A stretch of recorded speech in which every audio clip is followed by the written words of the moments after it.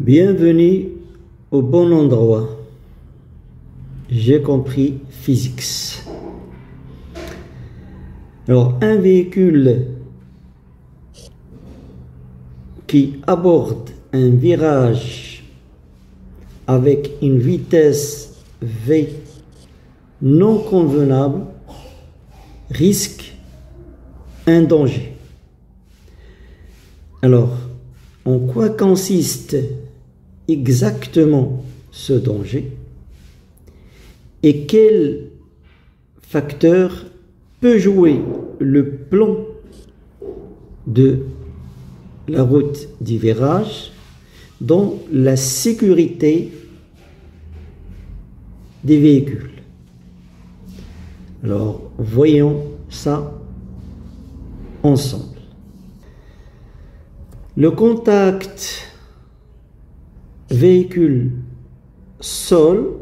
est modélisé par une réaction R et au cours du mouvement, on a deux types de glissement.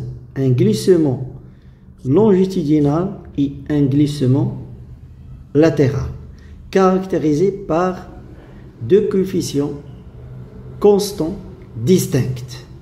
Alors, dans la suite, nous allons nous intéresser au glissement latéral qui peut causer le phénomène de dérapage d'un véhicule. Prenons au début le cas d'un virage horizontal en forme de portion du cercle de rayon R0. En appliquant le théorème de la résultante cinétique au véhicule dans un référentiel terrestre supposé galiléen, nous pouvons écrire mg, le poids, plus la réaction du sol est égal à la masse totale des véhicules qui multiplie par l'accélération du centre de masse du véhicule. Et en projetant selon UN et Y, nous pouvons avoir ces deux relations.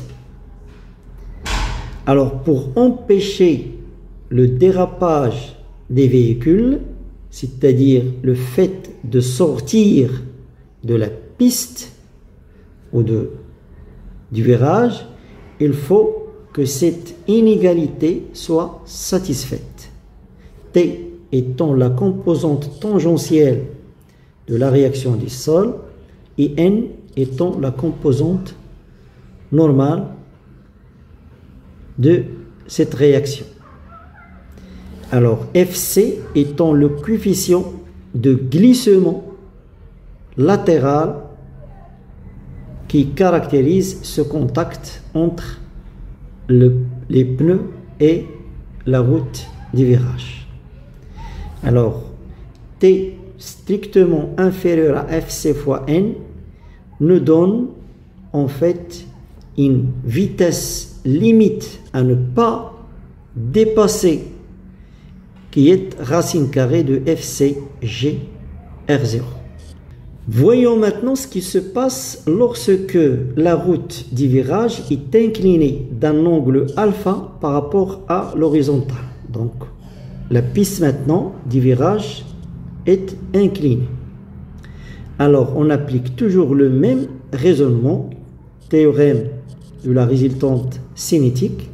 Ensuite, je projette cette relation vectorielle selon ce vecteur directeur UT', donc la piste du virage, et selon UN', c'est-à-dire la composante, le vecteur unitaire normal à la route du virage. Donc nous obtenons en fait ces deux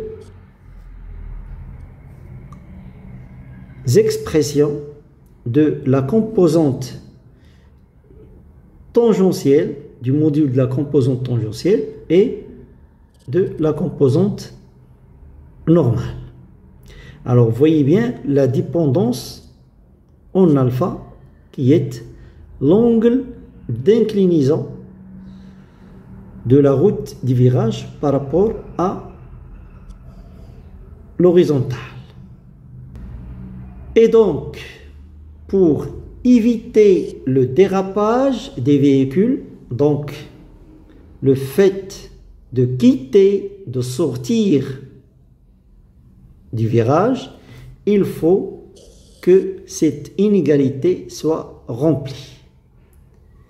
Ce qui nous donne en fait une vitesse inférieure à une vitesse limite, dépendant principalement du rayon de la route du virage, de son angle d'inclinaison par rapport à l'horizontale et des coefficients de glissement, des coefficients qui caractérisent le glissement latéral qui en fait lié à la nature du pneu et aussi la nature du sol. Alors, juste un ordre de grandeur pour comprendre les choses.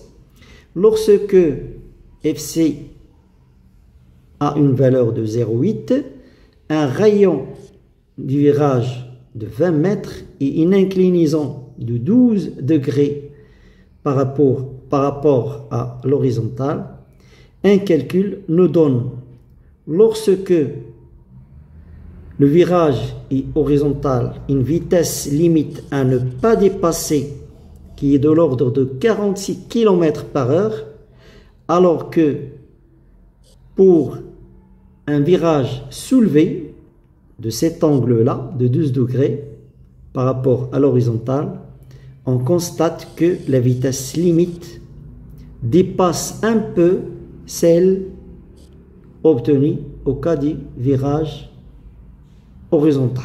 Et il est estimé à 56 km par heure. Donc on voit bien que un virage qui est incliné permet de l'aborder avec une vitesse limite beaucoup plus grande.